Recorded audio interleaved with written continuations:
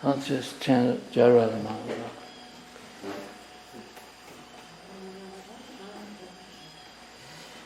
Jai Radha Madhava Kunja Bihari.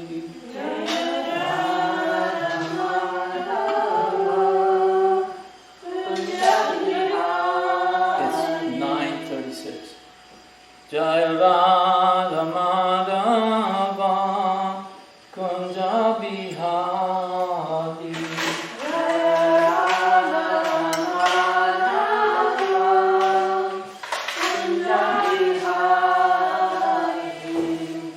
Gopi Janabalava Giripalidhari. Gopi Janabalava Giripalidhari. Yasodanandana Prajajana Ranjana. Yasodanandana Prajajana Yasodanandana Prajajana Ranjana. Yasodanandana Prajajana Ranjana. Yamuna Tira Vanachanti. Yamuna Tira Vanachanti. Jayo Radha Madhava Kunja Bihari. Jaya Radha Madhava Kunja Bihari. Gopi, are you going in? I want to know what page you left off at. We are the same thing for the last. Yeah, I know, but I just want to know what page you left off at. He's fine. Anyway, as soon as I'll just chant Hare Krishna. Hare Krishna, Hare Krishna, Krishna Krishna, Hare Hare, Hare Rama, Hare Rama, Rama Rama, Hare Hare.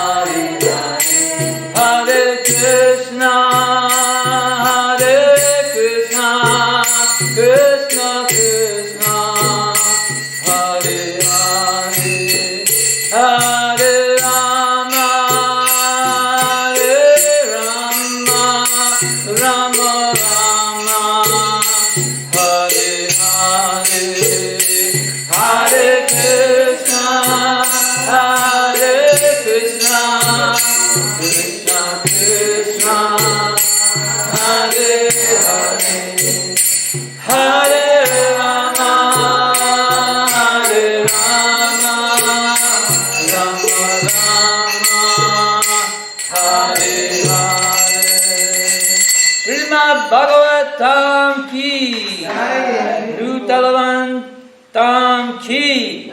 All glories to the assembled Guru. All glories to Shri Guru and Shri Gauranga. Namo Vishnu Vidaya Krishna Vasavutale Srimati Bhakti Vedanta Swami Tanamani. Namaste Saraswati Deve Gauravani Pachani Nirvisesha Sunivadi Paskata. Some I just remembered that I think it was yesterday. You know, I was listening to one of Prabhupada's classes, and it's a classic, and it seems to happen almost on all of his Jai Radha Madhavas. It starts off, and he's just chanting, you know, nothing, you know, but that deep resonance, you know, Jai Radha Madhava, and then the way the devotees are chanting in response, it just seems like it's a train going down the track. It's just it builds and builds. Nothing loud, nothing fancy, just simple, pure. And then, you know, if you get a chance, listen to one of the, those classes where Prabhupada, you hear him chanting Jai Radha Madhava, like say in LA or Brooklyn, back in those days, and you'll hear that energy.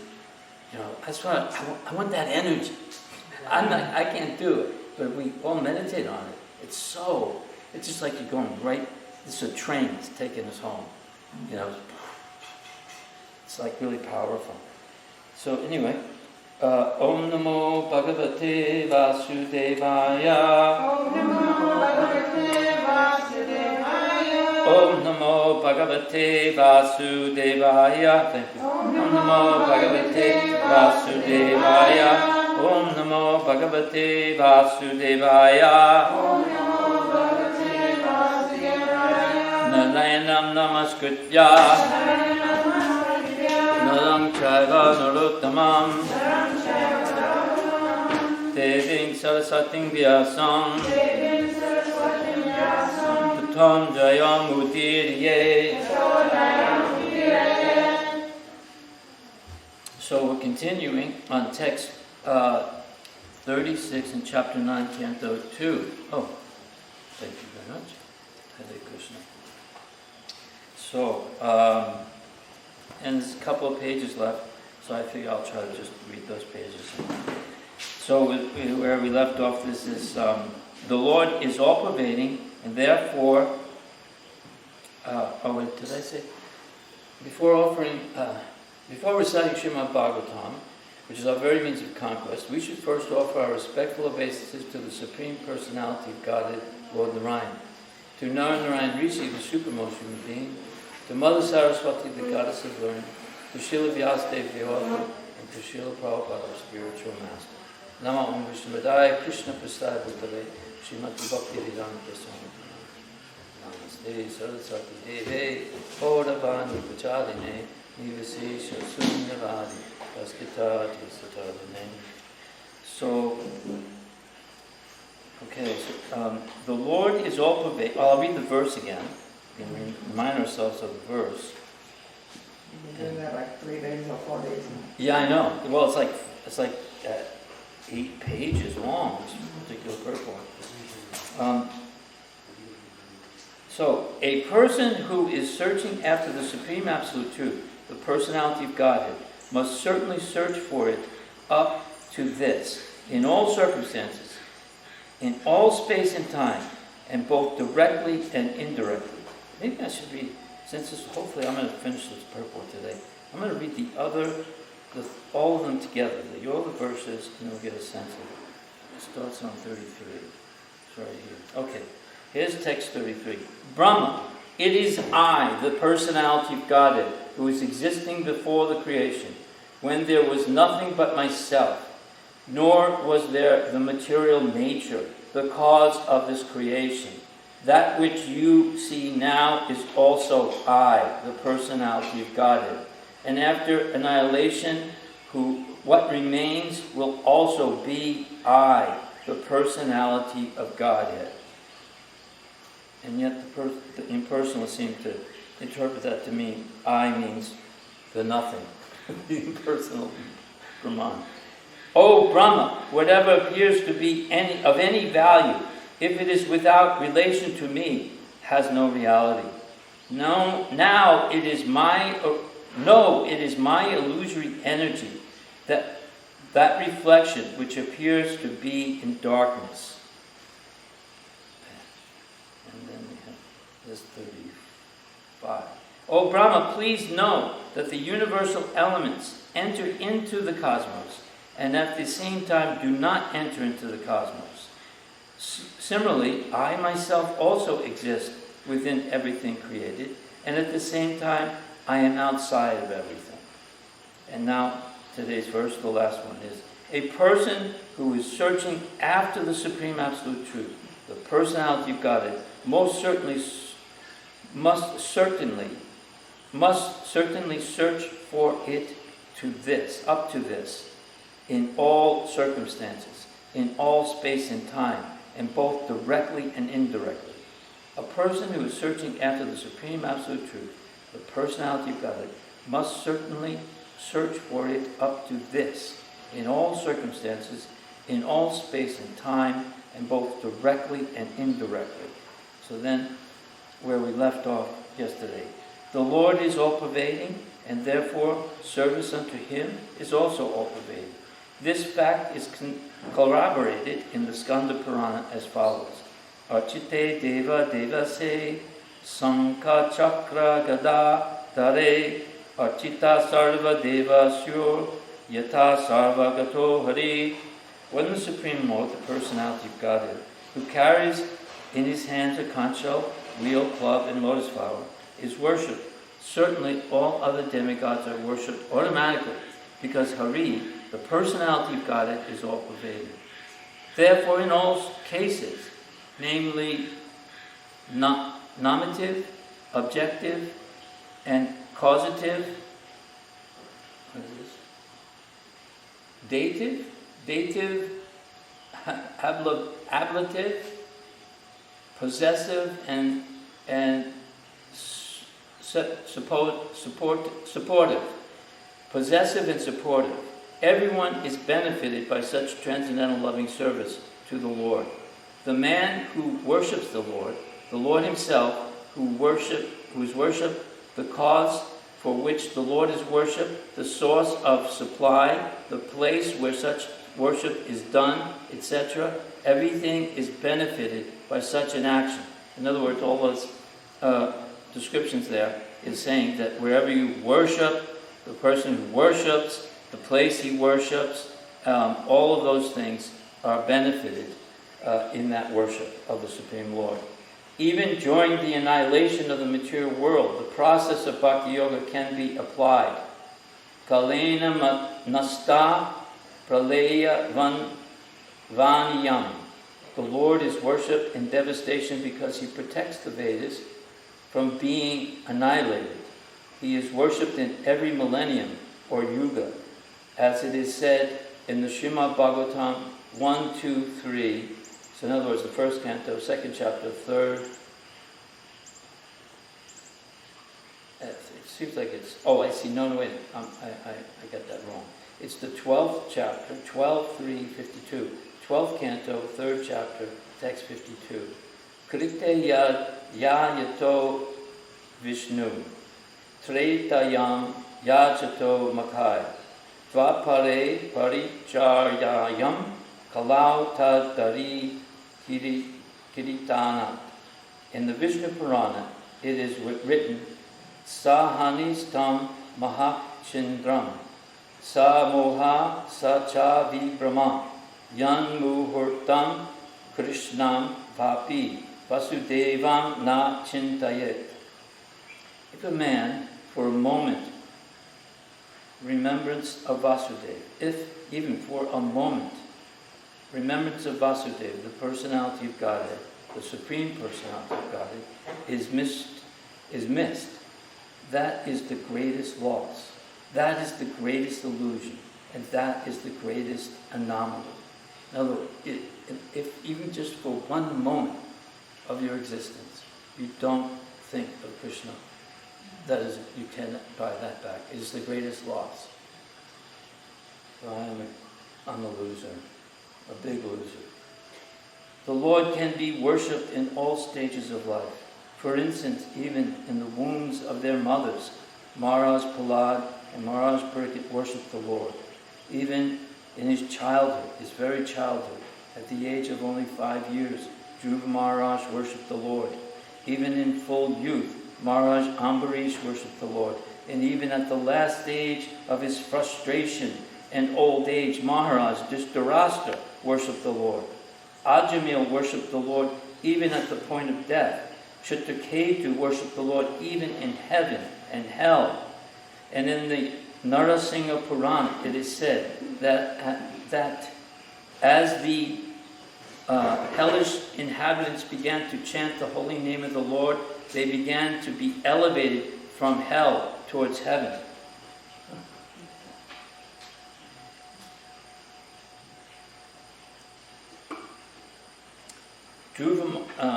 Durvasa Muni has also supported this view. Mujchita yan namni udite narako api simply by chanting the holy name of the Lord, the inhabitants of hell became released from their hellish persecution. End quote. So the conclusion of Srimad Bhagavatam, as given by Sukadev Goswami to Maharaj Pariksit, is Etam Nividjamananam Ichchatam Akuto Vayam Yoginam Nutpa Nirnitam Hare Namamu Kirtanam. O King, it is finally decided that everyone, namely those in the renounced order of life, the mystics, the enjoyers of fruit of work, should chant the holy name of the Lord fearlessly to achieve the desired success in their pursuits. Bhagavatam 2:1-11. So we just got a little bit more, we can finish. Similarly, as indicated indirectly in various places in revealed scriptures, one, even though one is well versed in all the Vedas and scriptures, if one is not a devotee of the Supreme Lord, the Personality of Godhead, he is considered to be the lowest of mankind. 2. The Garuda Purana, Brihad Naradiya Purana, and Padma Purana, the same is repeated. What is the use of Vedic knowledge and penances for one who is devoid of devotional service to the Lord? 3. What is the comparison of thousands of Prajapatis to one devotee of the Lord? 4. Sukadev Goswami said, Bhagavatam 2:4-17, that neither the ascetic nor one who is greatly munificent, nor one who is famous, nor the great philosopher, nor the great occultist, nor anyone else can achieve the desired result without being engaged in the service of the Lord. 5. Even if a place is more glorious than heaven, if there is no glorification of the Lord of Vaikuntha or his pure devotees, it should be at once quitted. 6. The pure devotee refuses to accept all the 5 different types of liberation in order to be engaged in the service of the Lord. So just this page and then we'll... The final conclusion, therefore, is that the glories of the Lord must be always and everywhere proclaimed.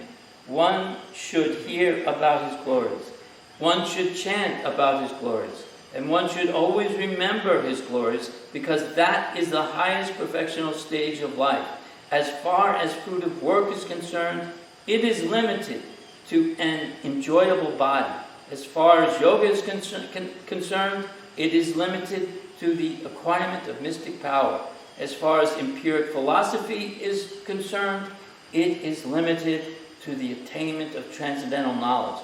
And as far as transcendental knowledge is concerned, it is limited to attainment of salvation. Even if they are adopted, there is every chance of discrepancies in discharging the particular type of functions. But adoption of this transcendental devotional service of the Lord has no limit, nor is there fear of falling down. The process automatically reaches the final stage by the grace of the Lord. In the preliminary stage of devotional service, there is an apparent requisite for knowledge, but in the higher stage, there is no necessity of such knowledge. The best and guaranteed path of progress is therefore engagement in Bhakti Yoga, pure devotional service.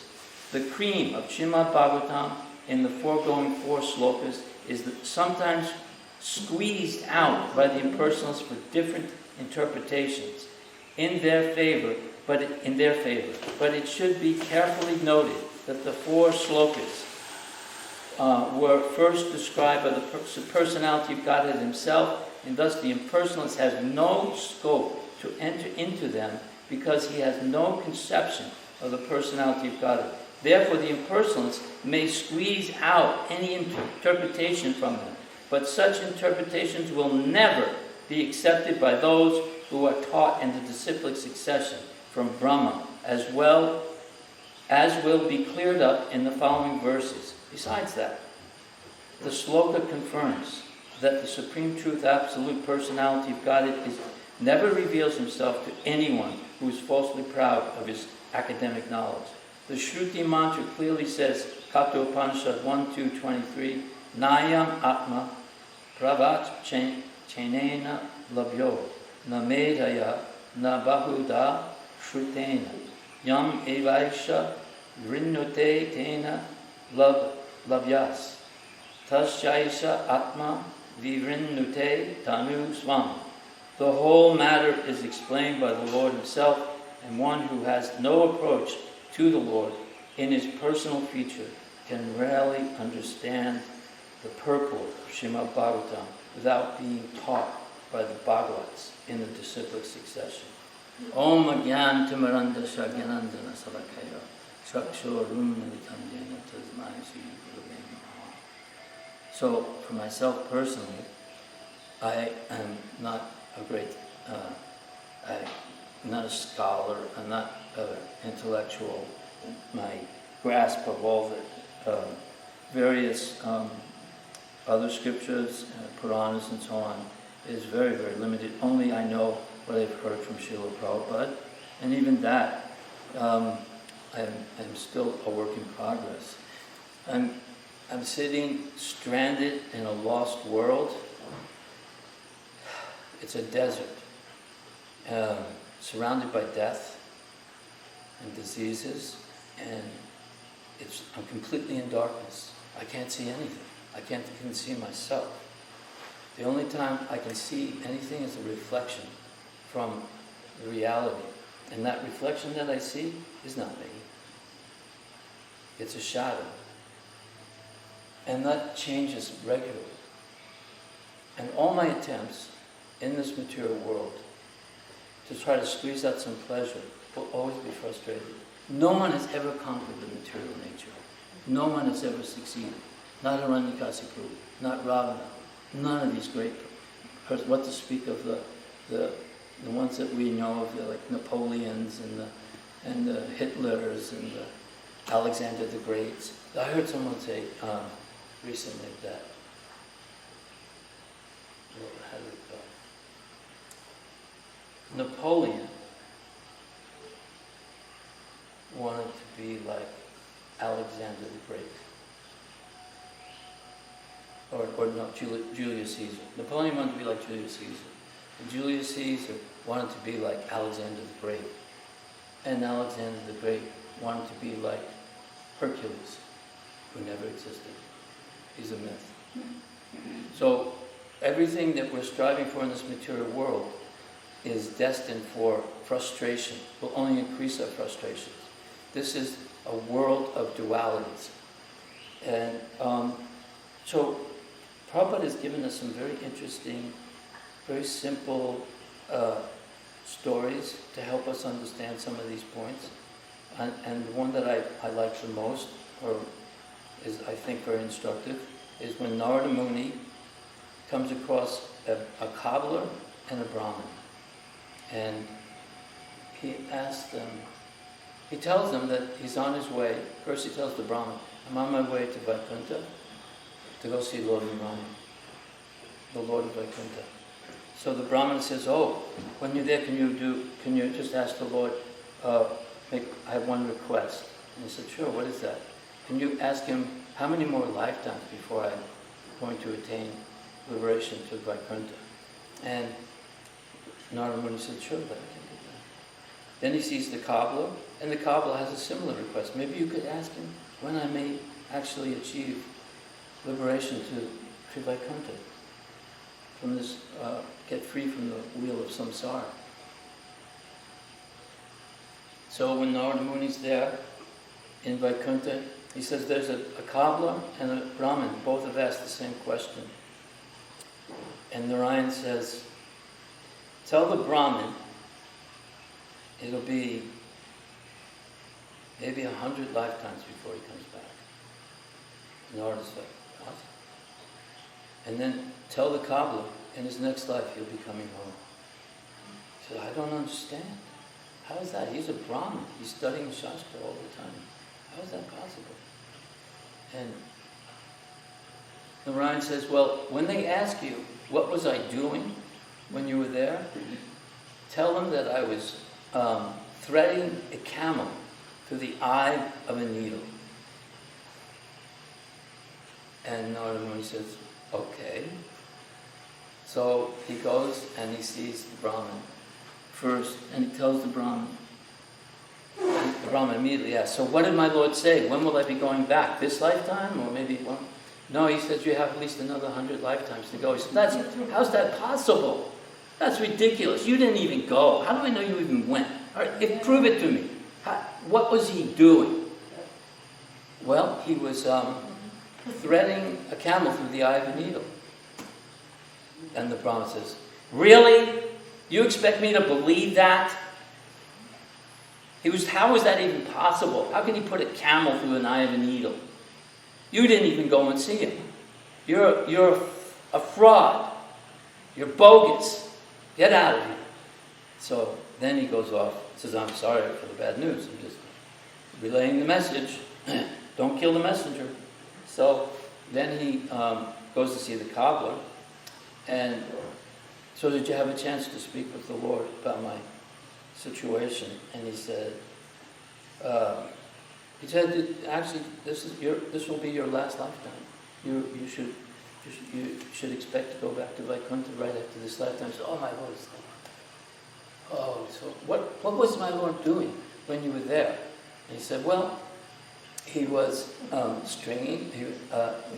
threading a camel through the eye of the needle. He says, oh, my Lord is so amazing. He can do anything. He says, Narada Muni goes, you think that's possible? Of course it's possible. You see this tree? Every day this tree is dropping fruit. And in that fruit there are seeds. And in that tiny little seed is another whole tree. Actually, there's another whole grove of trees. Because it'll produce so many fruits, that will produce so many seeds, that will produce so many more trees. And on ad infinitum. So if he can put an entire forest in a seed, he can certainly thread a camel through the eye of a needle. My Lord can do anything. So the point is that if you study and study and study and perform many austerities, one thing is it said that sometimes if you perform, someone who becomes, your heart becomes very hard by performing too much austerity, too much penance. Or you're studying and becoming very proud of how much you know, then you may also miss the whole gist of what is being explained. Just like the story of the wives of the Brahmins. Anybody, Krishna, you know that story? Yeah. Would you like to tell us? You probably more better at it. Yeah. Would anybody else like to tell the story? I can tell you though, they were Lord Krishna and Balaram and his friends, the cowboys, were out there, and the cowboys were wanting something to eat because they were getting hungry. So Lord Krishna and Balaram said, oh, here's the Brahmin who can see if he'll give you any prasad. But I don't really think he's going to do that. So they tried, and they were saying no. And then they went back and said, but if you go to the wives, they're always thinking of me and devoting their hearts to me and everything. They'll definitely give you the necessary food for you to have. And they brought all these beautiful, there's a picture of all these beautiful wives bringing out all these beautiful preparations. Right. So it's a question of understanding the point of the scripture. What is the goal? And the goal is pure bhakti. And when the boys went to see the Brahmins, they're saying, we're Brahmins. You're, at best, Vaishyas. You give charity to us. So when you finish doing your work with your cows and you bring us some milk, butter, and ghee, that is the proper way the social order is set up. Now, please, don't be so... I'll forgive you because you're innocent children. But then when they asked the wives, they were just thinking, oh, Krishna and Balaram, of course, whatever they want. And the boys are saying, but your husbands don't think it's such a good idea. Oh, don't worry about them. We won't even tell them. They're so busy studying, they forget the whole thing. So the whole concept is that is to develop our relationship with the Supreme Personality of Godhead, to see Him everywhere, in everything, in everyone, and to always be praising Him and glorifying Him. The transcendental sound vibration is so powerful that it can shatter our false ego, which we've been carrying around with us for who knows how many trillions of lifetimes, since time immemorial. We know the power of sound vibration. You can see, if you get sound at a certain frequency, it can shatter glass. Or even like in the Bible, there's a story of, what was his name? Joshua, and the horns, he's knocked down the walls. Is it Joshua? Mm-hmm. Joshua is a song they sing about how by blowing his horns, the sound of the horns knocked down the concrete walls.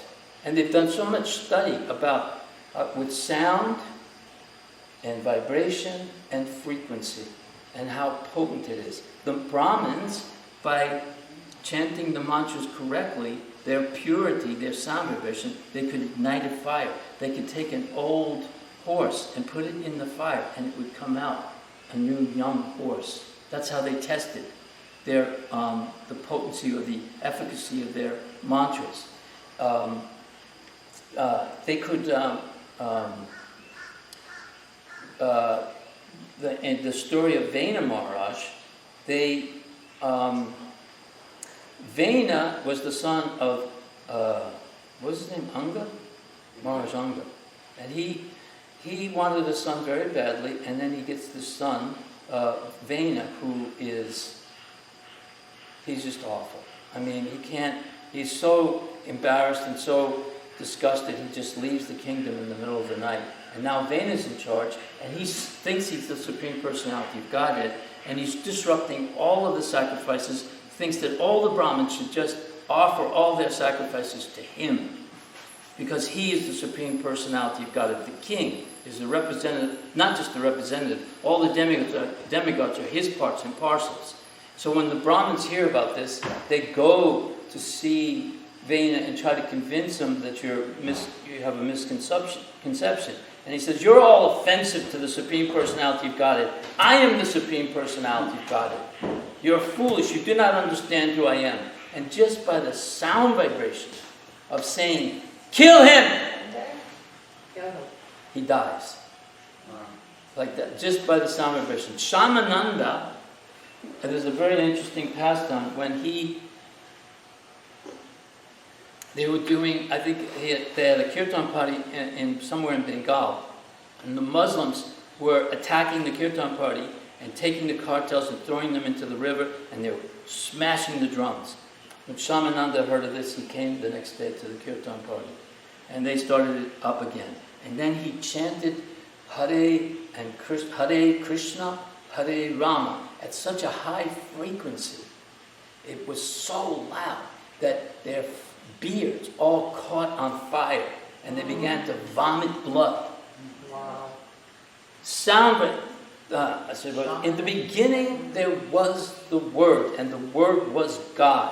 This Hare Krishna mantra, Hare Krishna, Krishna Krishna, Hare Hare, Hare Rama, Rama Rama, Hare Hare, is the essence of all Vedic knowledge. It is the sound incarnation of the Supreme Personality of Godhead. So it is very important to know the Shastra, to know the Bhagavatam that Prabhupada is teaching us. But the essence of it is to chant the Hare Krishna mantra, distribute the Hare Krishna mantra, distribute this knowledge, learn this knowledge, and distribute it. Because it's by sound vibration that we become free from all of these endless cycles of birth and death, disease and old age.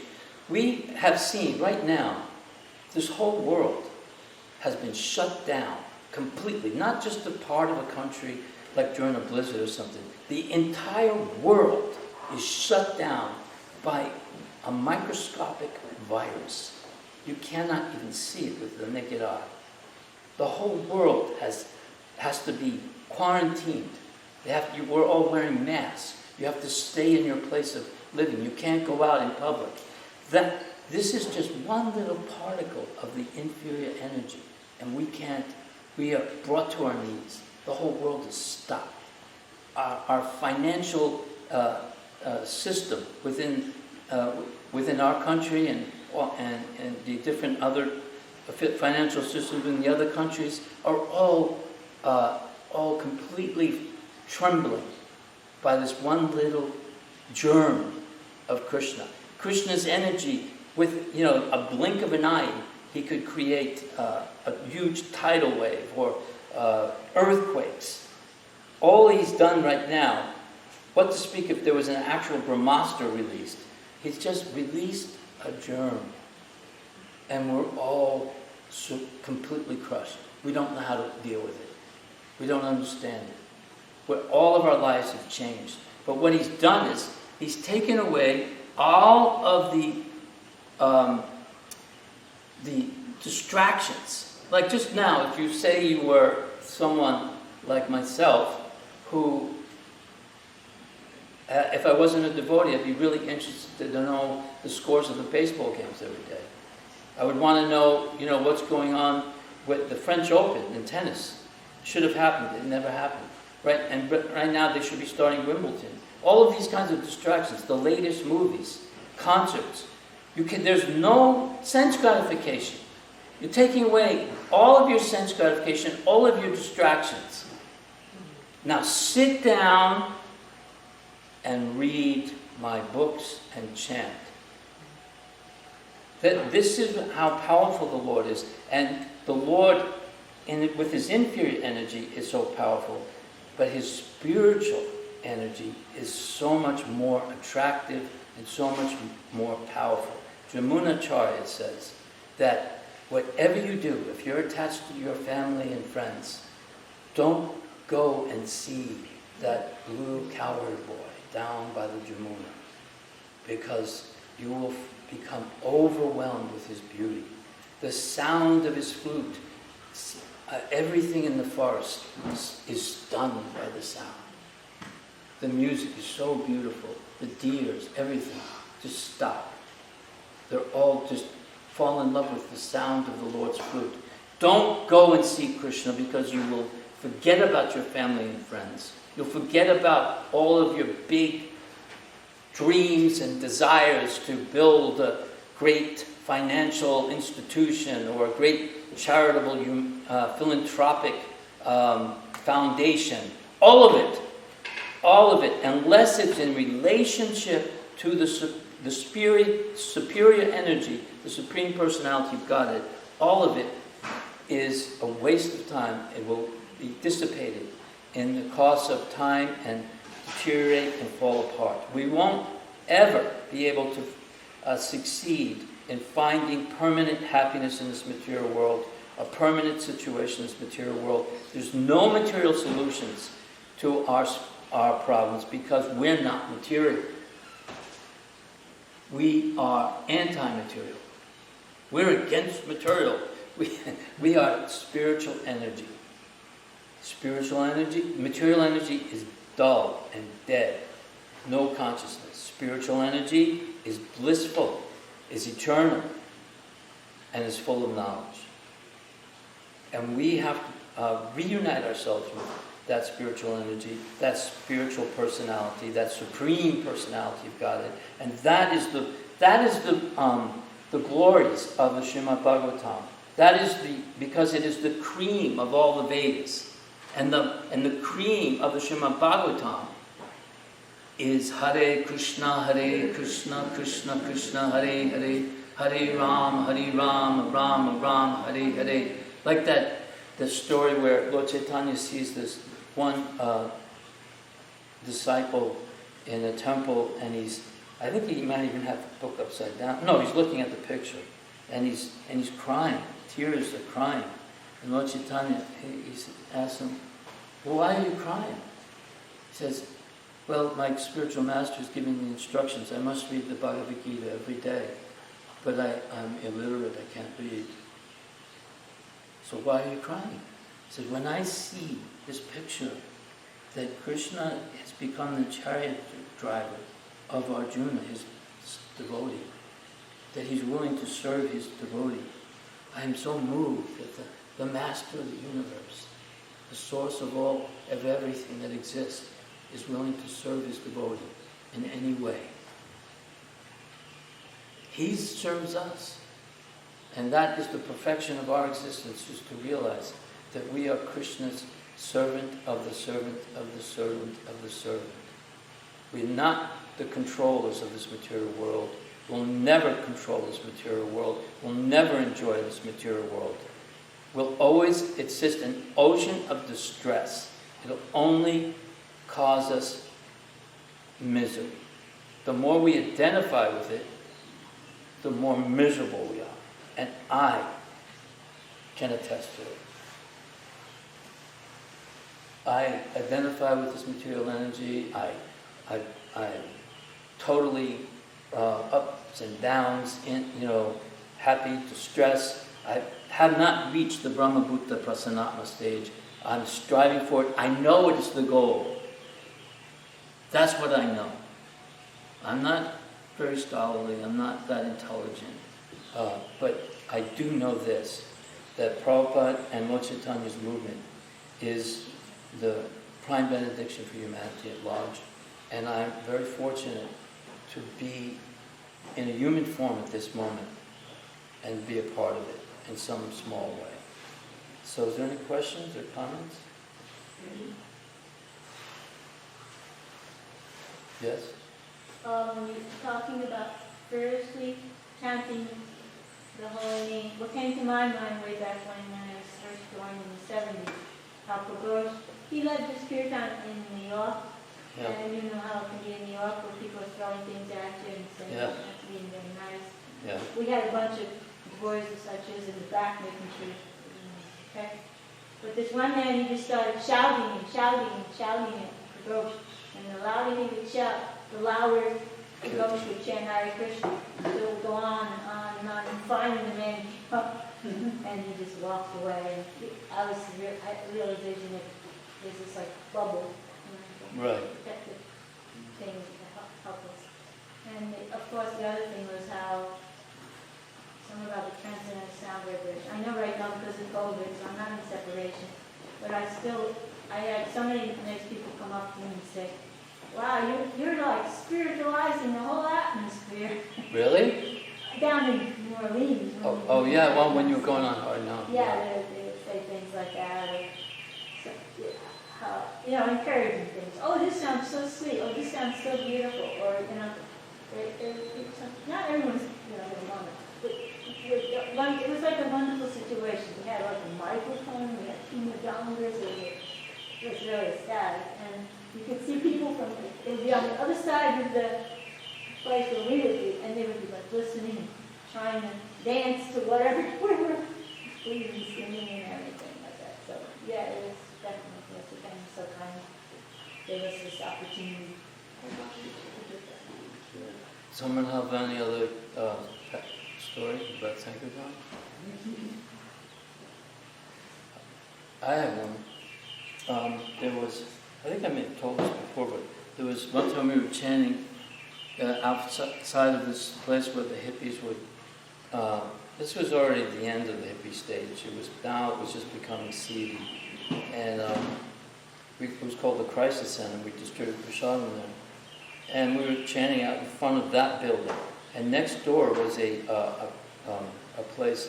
It had been some other kind of store, but the area was becoming more and more degraded into the mode of ignorance, and it became a strip club. So we weren't chanting in front of the strip club, and we weren't trying to stop people from going in. It's just coincidental because we've been chanting for a couple of years in front of the Crisis Center. We distributed prasadam to them, and then we chant the Hare Krishna mantra. And Prabhu would say, you give them prasadam, but you also chant. So 3 of the customers, 3 of the men came out, and one of them was just furious with us. And he grabbed one of the devotees and hit him with his headbutted him really hard.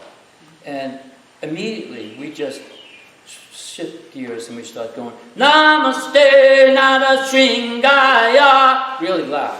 There was about 12 of us. Like really, and this drum, and he's like screaming. And his two friends were watching, and this bright red face, gradually, by the time we're going, Jai Jagadisha Hare, and he's like, you could see him just withering, he's turning pale. Never mind, and he was running off like with a dog with his tail between his legs. And his two friends go, what were you doing? What was that? When this person gets that angry, that never ends unless there's blood on the streets and broken bones. And this, what were you singing? What was that? And we explained the whole story about Lord Nrsimhadev and Prahlad Maharaj. So that was one, really, just the potency of the mantra when chanted, together with purity. I mean, obviously, we all have our motives, we all have our things that we bring to the table when we start becoming devotees, and gradually those things start to come to the surface and we have to deal with them. But we have to understand the goal. The goal is to become completely sold out to Krishna. And that's all. We just see Krishna everywhere. We just want to talk about Krishna's pastimes. Like yesterday Prabhu was saying, Lakshmi Nrsimha was mentioning about Ram, it's in the computer world. And I was thinking that actually the way we used to describe it was that the mind, he was referring to the mind, and that the mind is like a river, and all of our desires, hopes and wishes and our past deeds is flowing through that river. And we have to be able to, like when you see a dead body or you see some trash going through the river, you don't look at that, there's a lotus flower flowing through the river. You see only the things that are pious or beautiful. But in our minds, actually everything flows through everything. I mean, they say that at the time of death, everything that you've done is tested at that moment. And the karmis say that actually everything flashes before you at the time of death. And I remember when I and most of the devotees in Atlanta back in 1976, we all had hepatitis A. And I remember laying there in delirious, in like 103 fever, maybe no higher. And everything I'd ever thought of, every taste, every aroma, it just kept rushing through my mind. It was just filled with all of the stuff I used to do as a kid, the baseball games, the this, the that, the smells of the hot dogs, the boxing match that made me throw up. I embarrassed my father. He took me when I turned 16 or something to a boxing match, and it was sweaty, and it smelled, and cigar smoke, and here's a hot dog, and he grabbed me and said, "You're embarrassing, get out." What kind of man are you? I'm not that kind of man. No, thank you. And it was awful. But I realized that during that time that I have to fill my mind with transcendental activities. Because at the time of death, everything will come rushing through. Fortunately for Ajamil, Ajamil, he's had named his son Narayan, so he's calling out for Narayan. And therefore he had the Vishnu Dutas come. But like recently I was just reading a description about this incident with Bhakti Charu Swami. And his disciple wasn't sure whether to give permission for them to attach him to the ventilator, because they have to put a hole here and then the tube will go in. So he'd have to be unconscious for a while. And he thought, I don't think it's a good idea that he be unconscious. So he called Sesha, the GBC in Florida, and what should I do? If I don't do it, he may suffocate because he can't take in oxygen. But if I do it and he dies when he's unconscious, what? So then Sesha calls up the chairman of the GBC. And the chairman of the GBC he calls up some committee on the GBC. Meanwhile, this is taking forever, and finally the disciple says, well, whatever, I'll just do it. And so they put him unconscious, and fortunately, he was able to get the oxygen in. So, but I think, realistically, I know what it's like when I had surgery.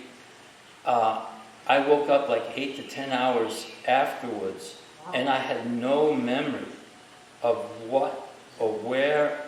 I was technically, I think, legal, because they take the heart out of the body and attach it to a pump or something. So I was legally dead. I have no memory of that. Nothing. But, I can't remember if they made me take the country. But Yeah, they did. yeah. Yeah, so I don't know. I just have to hope that you have, Krishna's mercy. yeah. Because, I saw a sign in one hospital. It says that during surgery, if someone has a Brahmin's thread on, you must keep it on. I don't know how to do that, because some surgeries, they're cutting you open from here. So I don't know how they would do that. But yeah, it's so what's happening at the time of death, but that if we can keep our minds and our activities all centered around Krishna, remind each other of Krishna consciousness and the pastimes of the great souls, then we can taste the nectar for which we're all hankering for. Like that, we can stop eating our guts out about everything, So, anyway, I'll end there. If there's nothing else, anyone has something to say? Okay. What does it mean eating guts out? What? What does it mean eating guts out? Eating your guts out? Sorry for It's an expression meaning like you're, overthinking something. Analyzing things too much, seeing conspiracies and enemies everywhere, or nothing but the hopelessness everywhere. Actually, in the material world, if you identify with the material world right now, the only way, I was reading that article that Vishaka wrote in the Back to Godhead. It was on the ISKCON Desire Tree. And at the end she says, material hope won't do anything for you. You have to have spiritual hope. Spiritual hope, everything becomes light and you become joyful. You want to get up in the morning to go see the deities. You're eager to go see the deities. But if you try to do something mixed between material and spiritual, you'll always be held back because the material energy is dead. It's dull. It brings nothing but sorrow. Hare Hare Hare Krishna. Thank you, Prabhu. Thank you.